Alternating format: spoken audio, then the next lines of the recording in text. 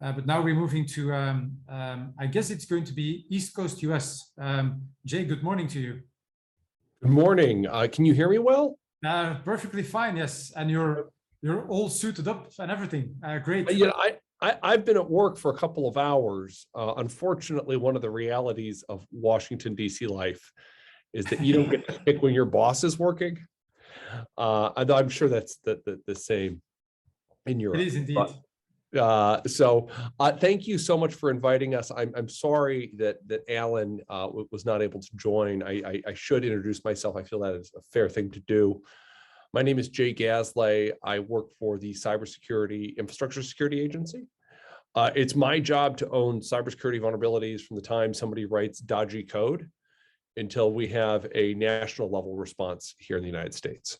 So all of the big, intrusion campaigns, along with how do we build standards and systems to keep them from happening again, and how do we make them happen less badly the next time they're going to happen. So I own the CVE program, CWE program, the National Vulnerability Database Coordinated Vulnerability Disclosure. And most excitingly, yeah, right, all the stuff we care about, like to help reduce harm. My favorite part of my portfolio is the fact that we do some software assurance work. And part of that software assurance work is visibility. We've got to have visibility into our systems and software for us to be able to protect our infrastructures and build devices, products, and services that are going to enable the digital economy. We really care about that. And I know that both Alan and I are very excited about this initiative. We are definitely in the looking for more partners phase of growing this. And we are always happy to see international folks from other contexts, other countries, other legal systems trying to implement the stuff that we're trying to do too. It really helps us do our job well. So I'm going to talk through some slides. I'm not going to present them because I see lots of faces here, which makes me very happy. Thank you, Nico, for being on camera. It's nice to see that you have more hair than I do. But for those of you, I did not catch the earlier part of the run of show here, but folks ask us all the time, what is an SBOM? There's enormous amount about it, and it is just to talk in the dork speak, it is a formal and machine readable inventory of software components and dependencies, information about those components and their hierarchical relationships. I'm sure that most people on the call here understand that, and maybe it's a little dorky, but we think that those are the important and salient points in terms of understanding what your piece of software is made up of.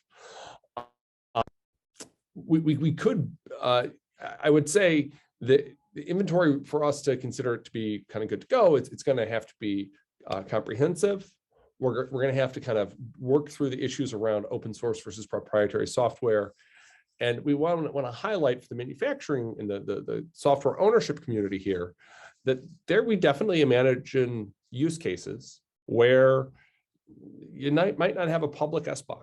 You might have it, but you might only show it to certain parties. And we are working through how to make sure that we protect intellectual property and some of the security considerations of certain types of software while maintaining that transparency that's necessary for any individual purchaser or user.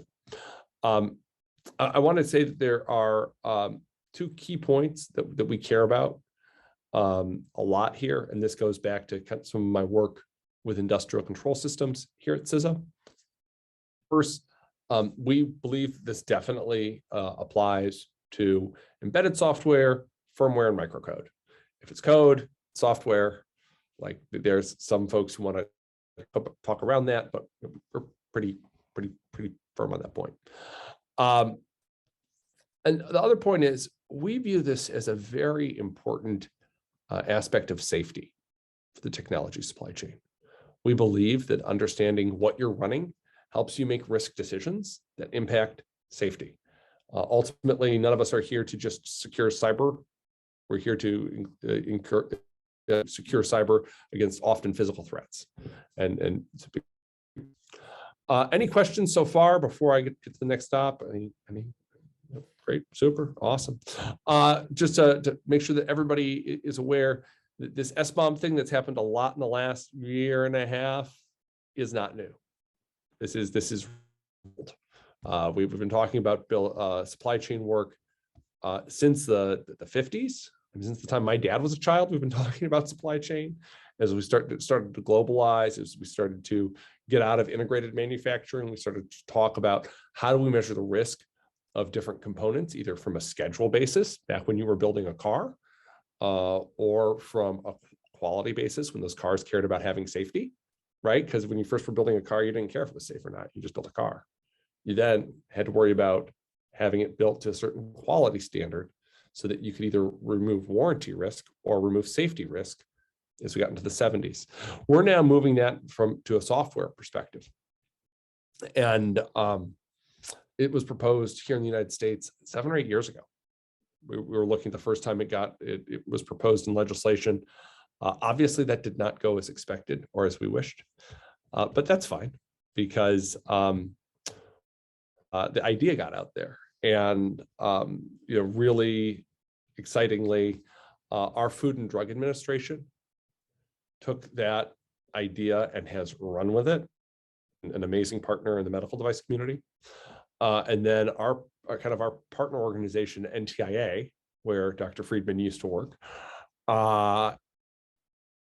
really took the reins with this. Like, how can they make a difference? And boy, did they ever, in terms of establishing a consensus and getting us to the place where we are today, which is kind of most excitingly for us here in the United States in response to SolarWinds.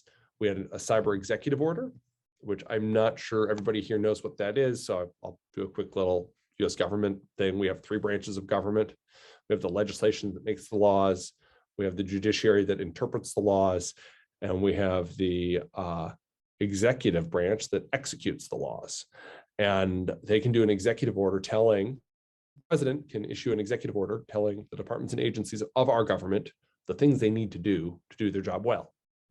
And as soon as President Biden came in, he said, well, here are the cybersecurity things that you federal government need to do well for us to all do our jobs well. So very front of that was SBOM. We'll talk about that in a minute. As a bit of like kind of history about how we've implemented SBOM and how we've gotten to where we are, we did a very normal American thing, and that is we crawled first. We talk a lot in our kind of management practices about how do you do things slowly. How are you a baby? How are you an infant? I've got a 3-year-old. I'm glad he crawled before he tried to do the stairs, right? And we try and do that here with SBOM too. And so in terms of the crawl phase, we're really committed to solving the basics, helping everybody get started. We understand that this is going to be a foreign concept for many folks. And for particularly small manufacturers, we found it's a really scary thing. We're not here to scare people. We're here to help people. We're here for people to help them have less legal risk and less operational risk because they know what they're consuming. And then they're taking that information and sharing it out with what they're producing. The next thing, you usually say crawl, walk, run. We're doing crawl, live, and then let's be modular. So we're trying not to invent new things. We are trying to use standards, processes, organizations that already exist and help them do this extra thing, right? One of the things that's the worst part of cybersecurity are new standards and new that create whole new frameworks that involve new huge problems. Let's take existing organizations, help them feel a little bit better. Let's take existing interchanges, modify them so that we can talk.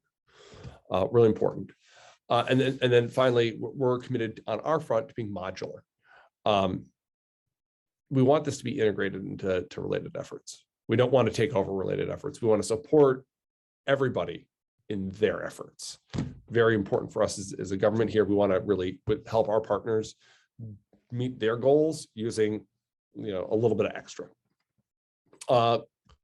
So first effort we did here in the government was 2019 focusing on the why and the how. It involved an enormous amount of use cases, architecture kind of thoughts, and figuring out what the data formats would look like.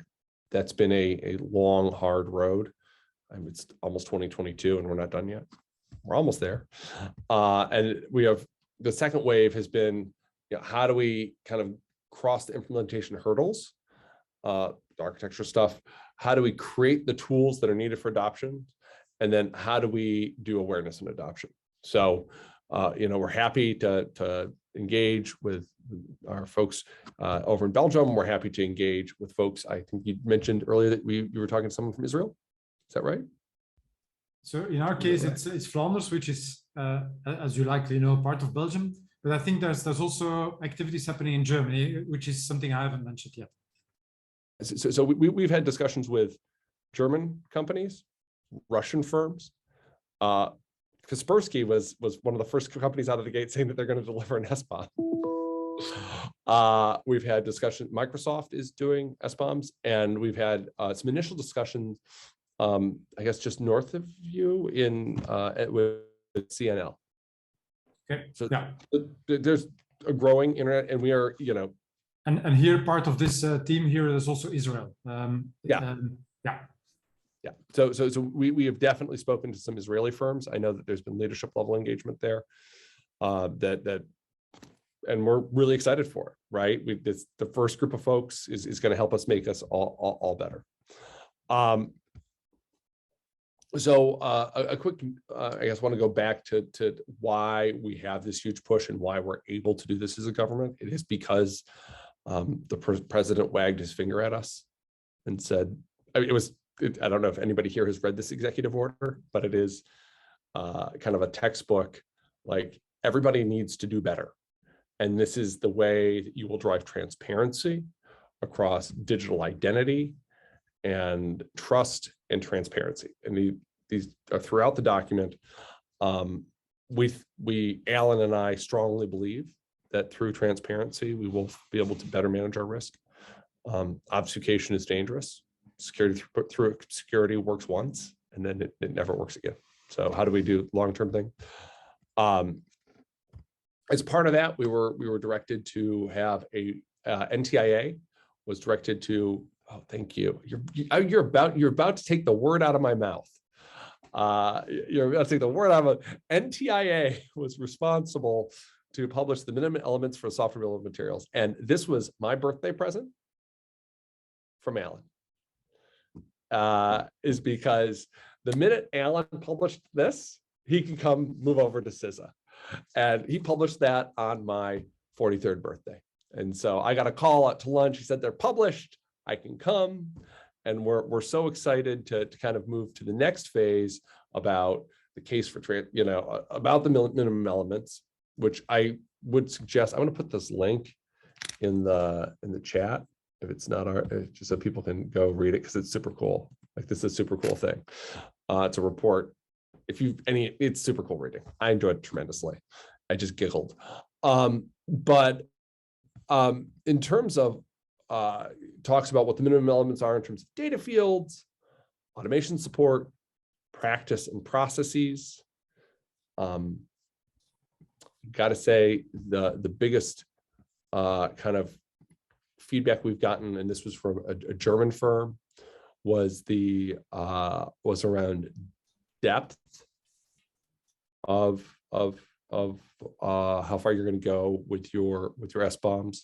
The biggest comment we got from a couple of large American firms, like super large American firms, is, hey, I'm going to expose a bunch of information about my software, but what if I'm implementing this piece of software in a way that it won't be vulnerable?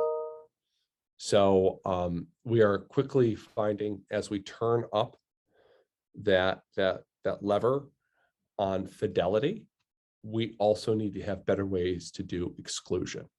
So we're quickly working on VEX, which is the opposite of an SBOM. It's saying, like, it's here but not vulnerable.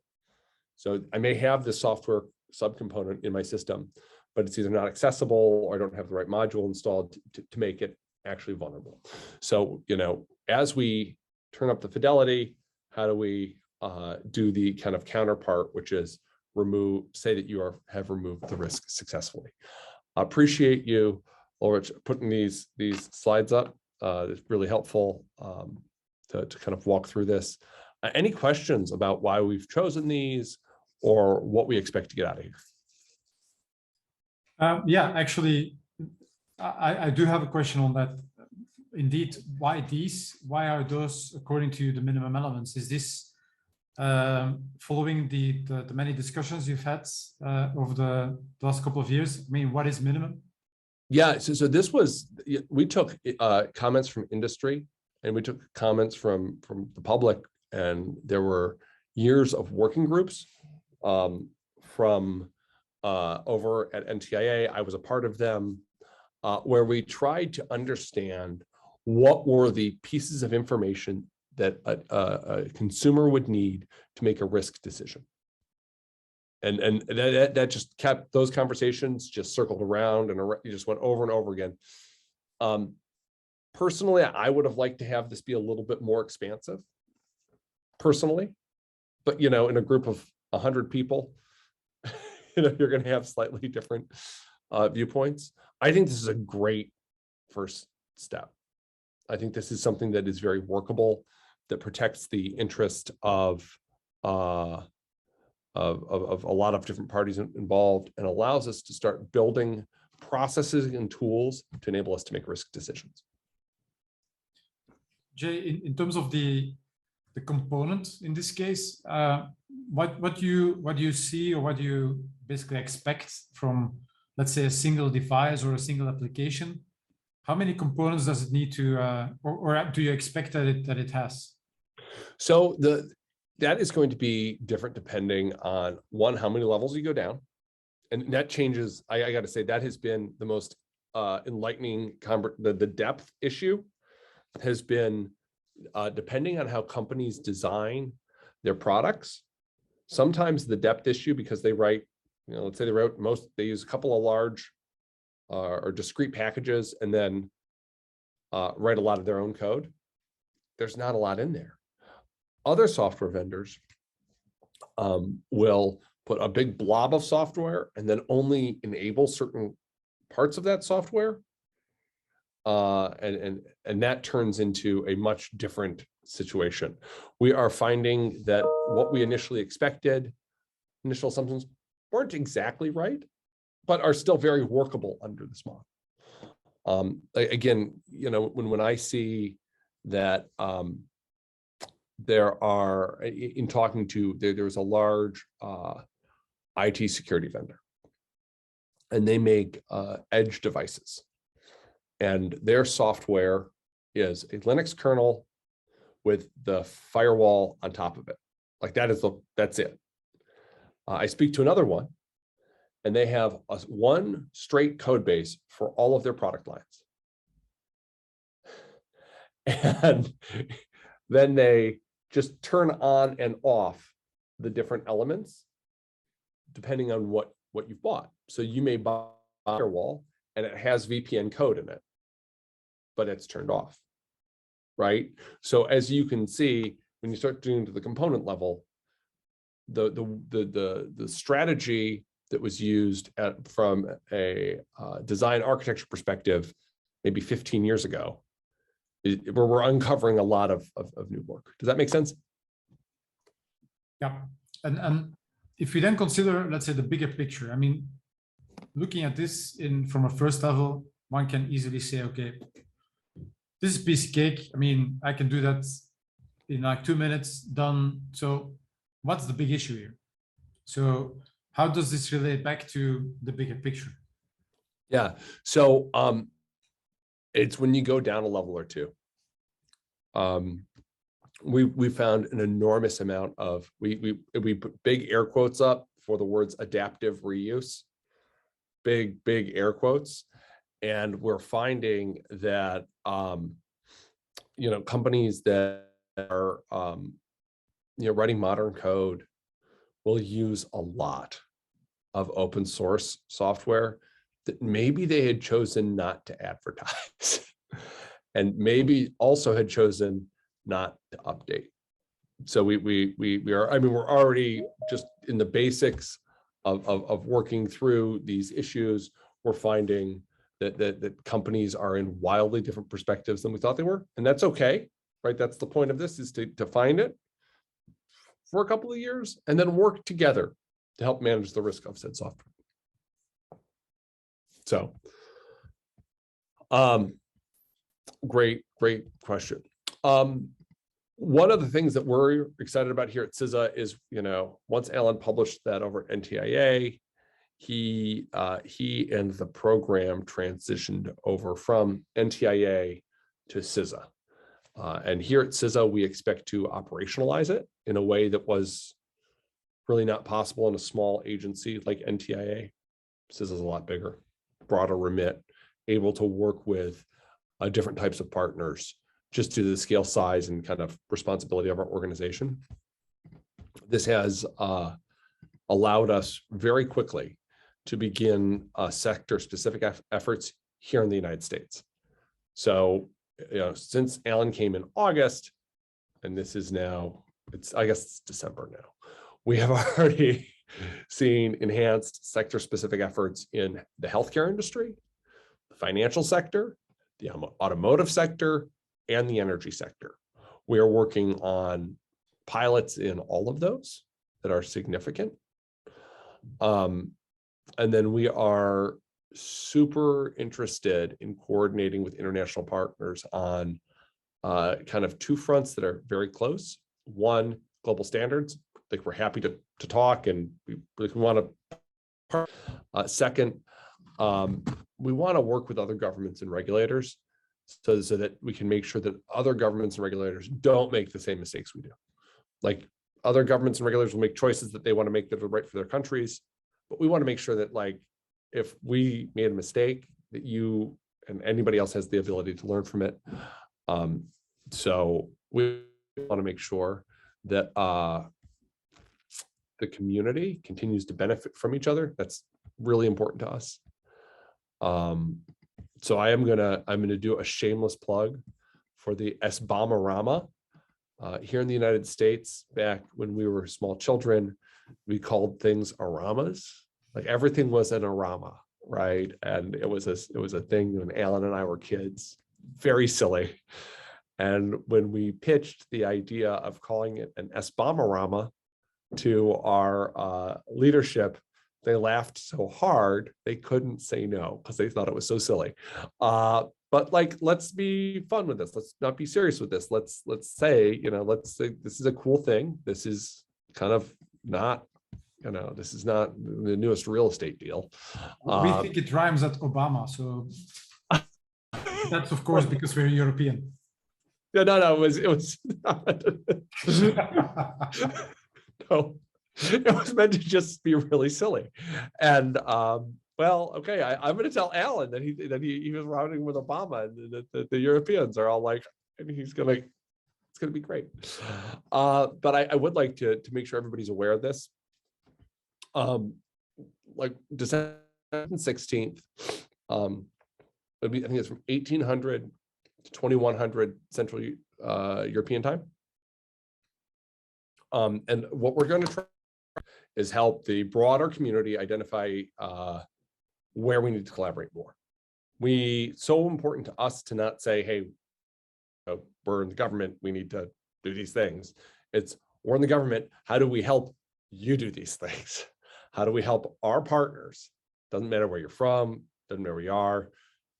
Come together, work with people who have similar issues towards solutions that are going to work in your industries, markets, and products. Super important to us. We're going to talk about a couple of really sticky topics that are topics that I like. This is where we got to, like, make some decisions about what we talk about. But we're really interested in cloud and software as a service. Like, that's a third rail here in the United States. That's something that'll shock you. But we're really interested in that. Also, given CISA's role in terms of helping protect critical infrastructure, we are deeply interested in industrial control systems. Deeply, deeply, deeply interested in that. One of the things that I recognize from my vulnerability response background is that doing scans, active scans of vulnerability scans of industrial control systems is it's a bad idea, right? Like we can all admit that'll break some stuff. And so then stuff, how about we figure out how to fingerprint these devices? How about we figure out how to understand what the software components are and just know, right? And we can do more lightweight scanning. We can still be just as aware of the risk, but we can do that without having a possible operational impact, which is super important to us, big on that. The last two things is we're working at tools for generating and consuming SBOM. And then how do we integrate this into broader open source efforts? Again, doing our best. Always, yes, Wim, very much so. I will have that discussion with you one-on-one over a beer. I don't know if you drink beer. I drink beer, but I would happily drink beer with you and talk about the challenges of IoT. So just even port scans.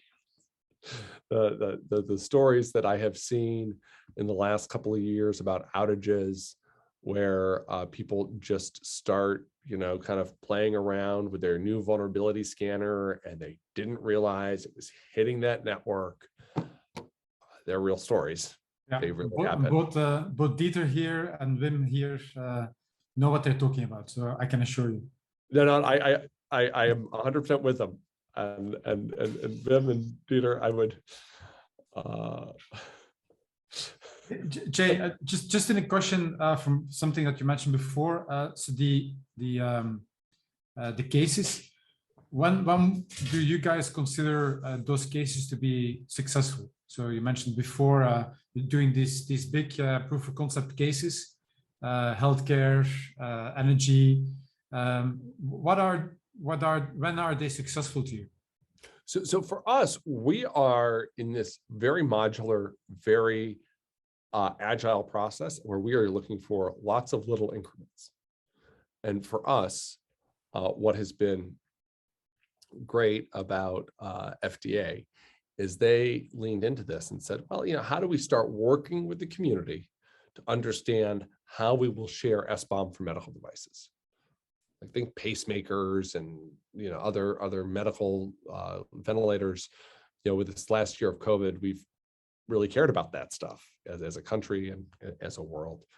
And FDA has said, we recognize that that's a real part of our national cyber resilience now that these are internet connected.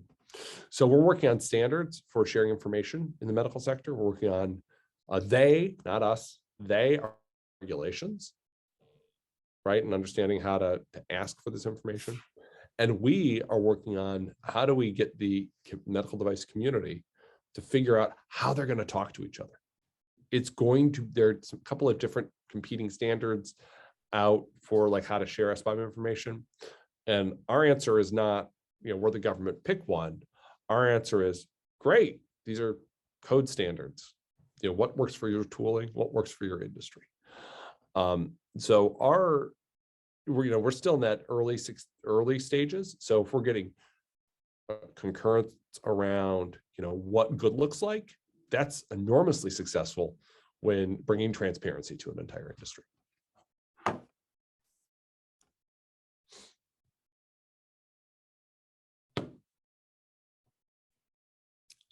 Anything else? I think I'm at time. Any other questions from the team here? Not for the time being. I think that's quite okay. Okay. I think from my end, what can we do in this case? Thanks for the different links as well. You can come to the SBOM-orama. I will. I'm signed up. I'll be there. So without a doubt. And you're very much invited to join us here in Flanders. The Flemish national holiday is on July 11th, so that's basically just before your birthday. Then That's so perfect. just come over next year, and then we'll have those beers. If you are interested in additional engagement, we will happy have an offline discussion. We're planning on doing a couple of European countries in January. Yep. So happy to talk further. Yeah.